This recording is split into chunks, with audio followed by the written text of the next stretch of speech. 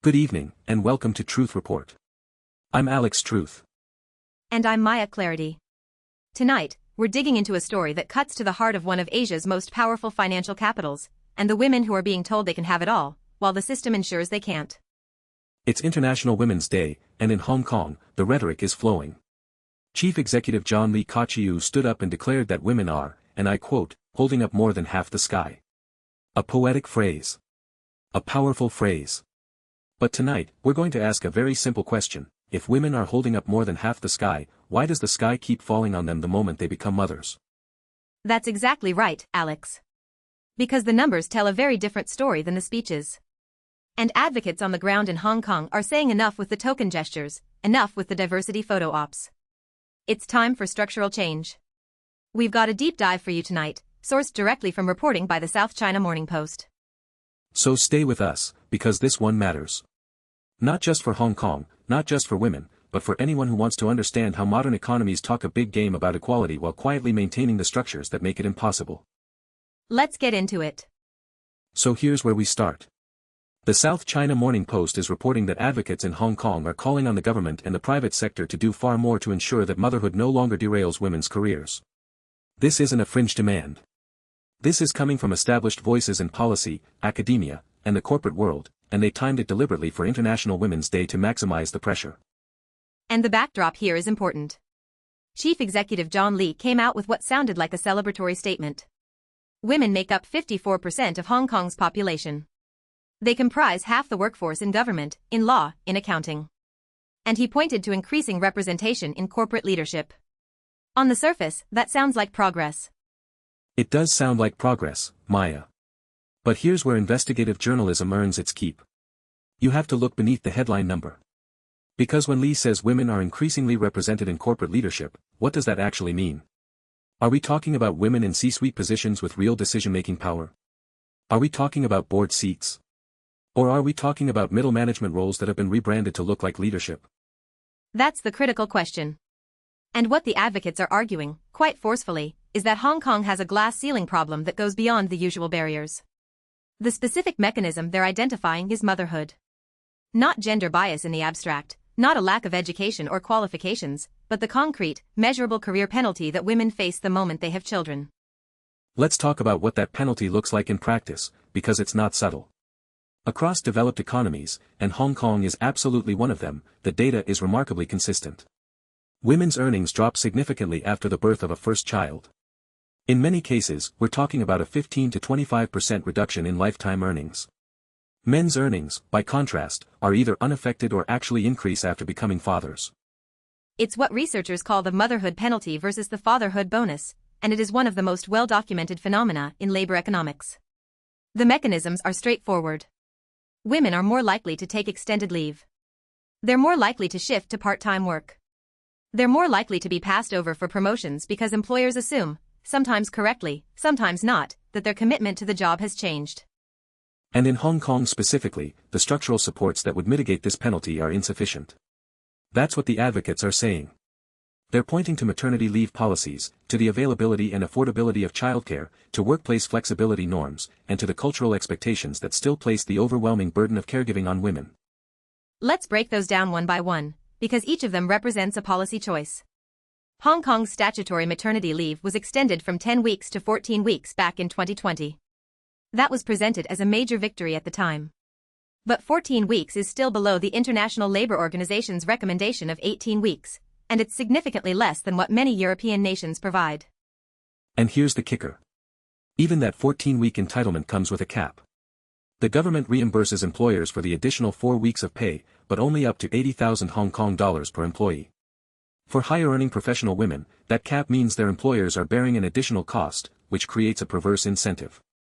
You're essentially making it more expensive for companies to hire and retain women of childbearing age. Which brings us to childcare. Hong Kong is one of the most expensive cities in the world. The cost of domestic help, while lower than in many Western cities due to the Foreign Domestic Helper program, still represents a significant household expense.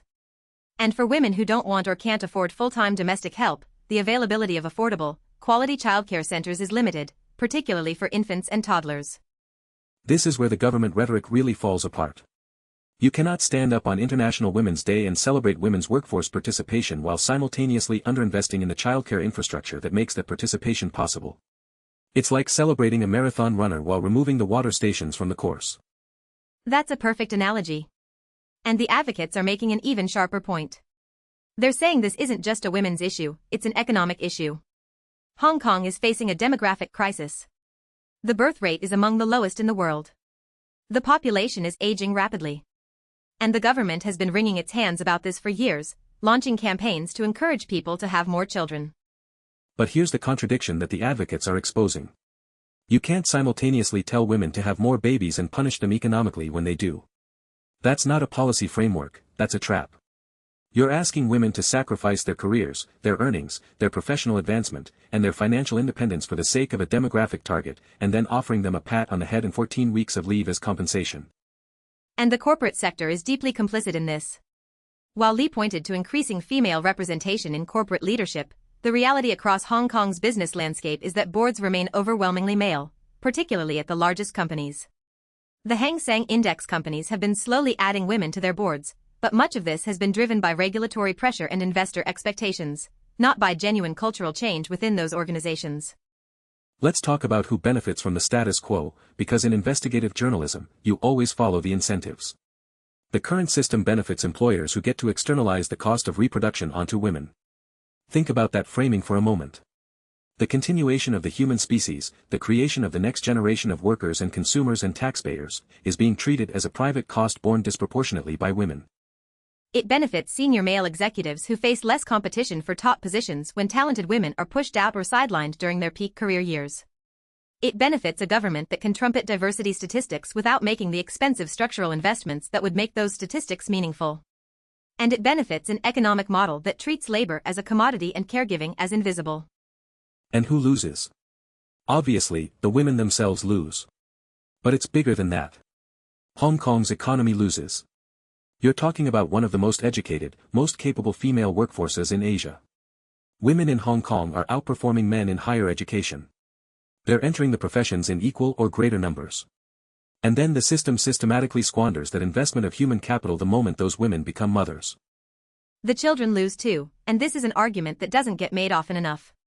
When the economic structure punishes motherhood, it creates pressure on women to either forego children entirely, which many in Hong Kong are doing, or to return to work before they're ready, before adequate bonding time has been established. Neither outcome is good for child development, and the long-term societal costs of that are enormous. Now, I want to zero in on something the advocates are saying that I think is particularly important. They're not just asking for better maternity leave or more childcare centers, though they want those things. They're calling for a fundamental shift in how Hong Kong thinks about the relationship between work and family. They want to shatter the glass ceiling at its roots, not just push women through it one at a time. And that means looking at things like paternity leave, which is still woefully inadequate in Hong Kong. If you want to destigmatize parental caregiving, men have to be part of the equation. Countries that have implemented generous, well-designed paternity leave, the Nordics being the obvious example, have seen meaningful shifts in workplace culture and in the distribution of household labor. It means looking at flexible work arrangements not as a special accommodation for mothers, but as a standard feature of modern work. The pandemic proved that remote and flexible work is possible in most professional contexts. Hong Kong's corporate culture, which still prizes face time and long hours as signals of commitment, is decades behind on this. It means looking at anti-discrimination enforcement. Hong Kong has the Sex Discrimination Ordinance, which technically prohibits pregnancy discrimination. But enforcement is weak, complaints are difficult to pursue, and the penalties are insufficient to change corporate behavior. If you're a major firm and the cost of discriminating against pregnant employees is lower than the cost of accommodating them, the rational economic choice is obvious, and it's ugly. And it means looking at the tax system, the social welfare system, and the entire web of policies that shape economic incentives around family formation. These aren't individual choices being made in a vacuum. They're responses to a system of incentives that the government has created, and that the government can change. Let's put this in a broader regional context, because Hong Kong isn't unique in facing this challenge, but its response has been notably conservative compared to some of its peers.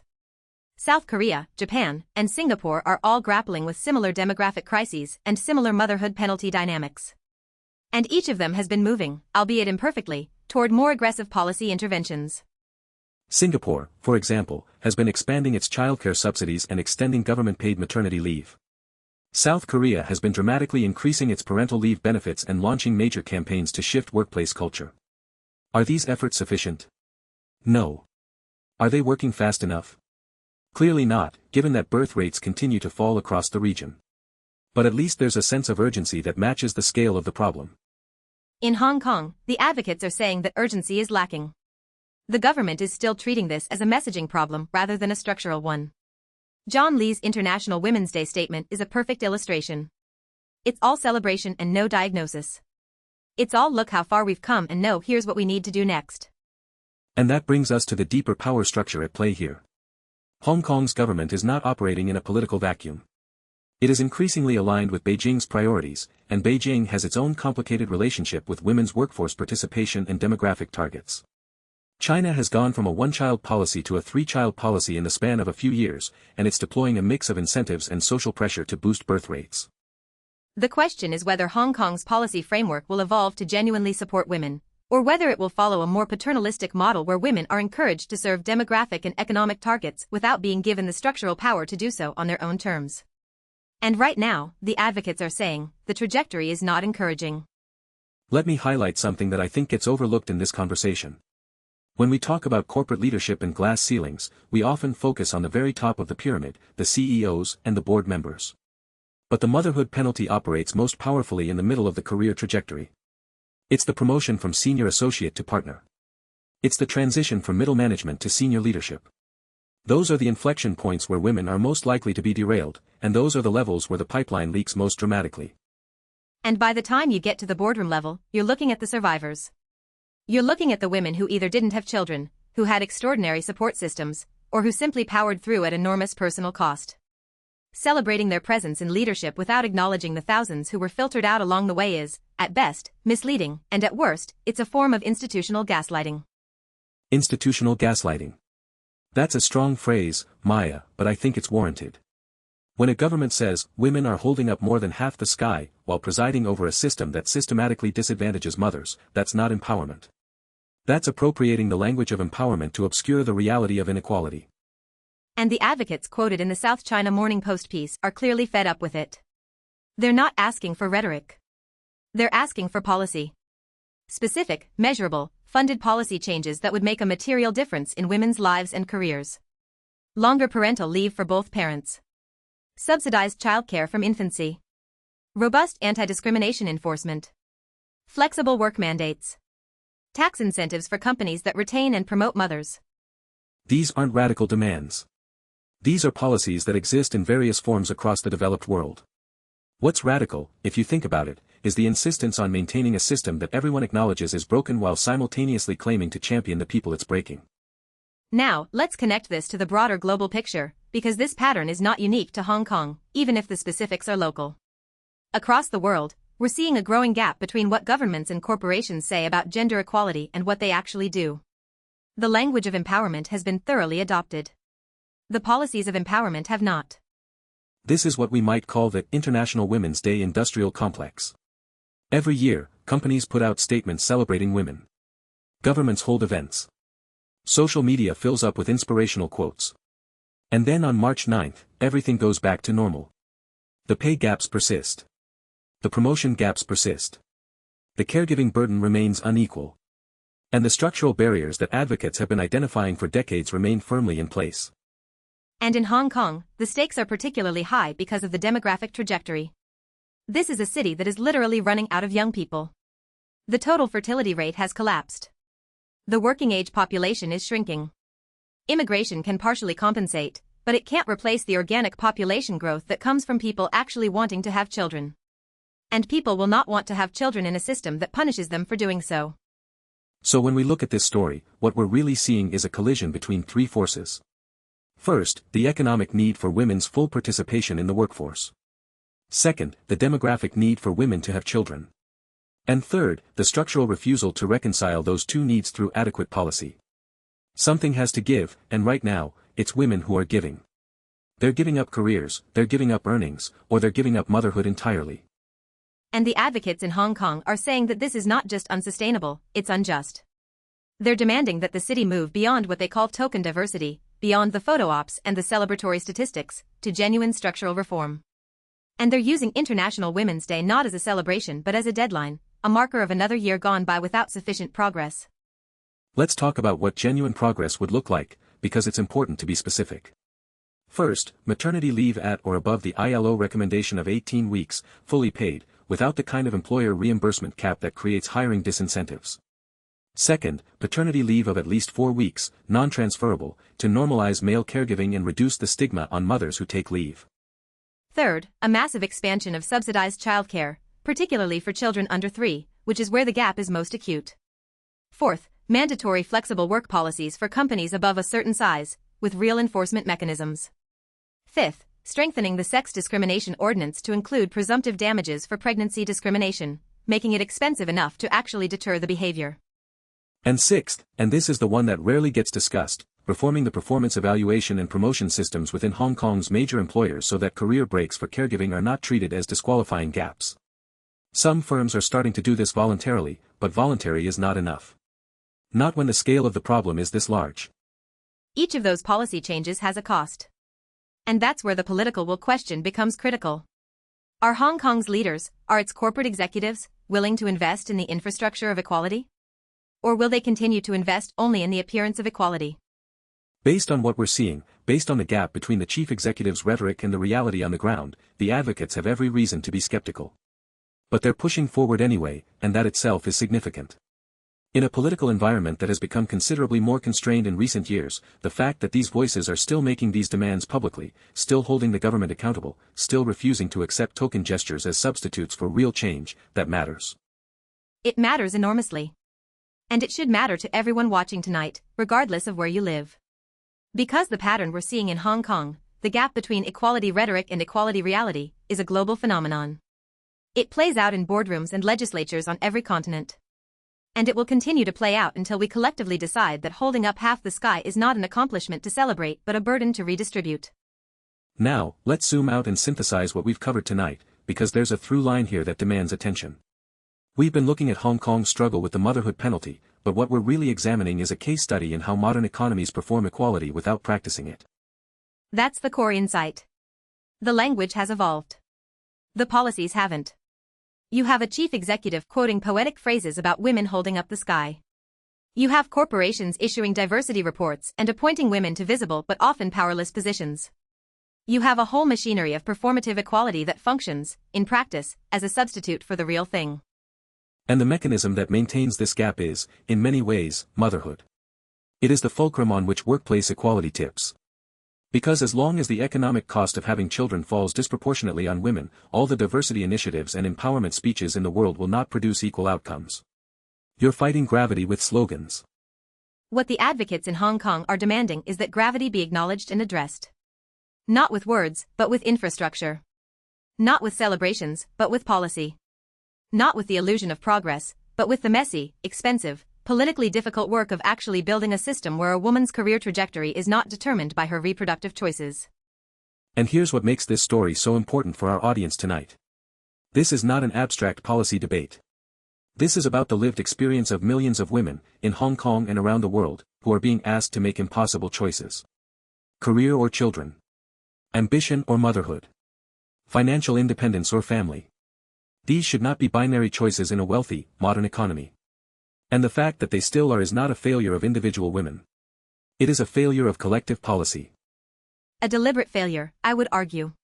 Because the people who benefit from the status quo, the employers who externalize caregiving costs, the executives who face less competition from sidelined mothers, the governments that get to claim progress without paying for it, they have every incentive to maintain the system as it is. Change will only come when the political cost of inaction exceeds the economic cost of reform. And that's what advocates are trying to do. They're trying to raise that political cost. They're using International Women's Day not as a greeting card holiday but as a platform for accountability. They're naming the problem. They're proposing solutions. And they're refusing to be mollified by rhetoric that doesn't come with a budget line. So to our viewers tonight, here's our challenge to you. The next time you hear a government official or a corporate executive celebrate women's progress, ask one question: show me the policy. Show me the funding. Show me the enforcement mechanism. Because progress that exists only in speeches is not progress. It's performance. And performance without substance is not just inadequate. It's actively harmful, because it creates the illusion of a problem being solved while the problem deepens. The women of Hong Kong deserve better. The women of the world deserve better. And it's on all of us, journalists, policymakers, voters, consumers, to demand better. That's our report for tonight. The sources we've drawn on include the South China Morning Post's International Women's Day coverage, which we encourage you to read in full. The data on motherhood penalties draws from extensive labor economics research spanning multiple countries and decades. And the policy comparisons reference frameworks from the International Labor Organization and peer economies across the Asia-Pacific region. If this story mattered to you, share it. Talk about it. And most importantly, look at the policies in your own city, your own country, your own workplace. Ask whether the reality matches the rhetoric. Because that gap, that space between what we say about equality and what we do about it, that's where the truth lives. And finding that truth is what we do here every night. For Truth Report, I'm Maya Clarity. And I'm Alex Truth. Stay informed. Stay critical. And we'll see you next time.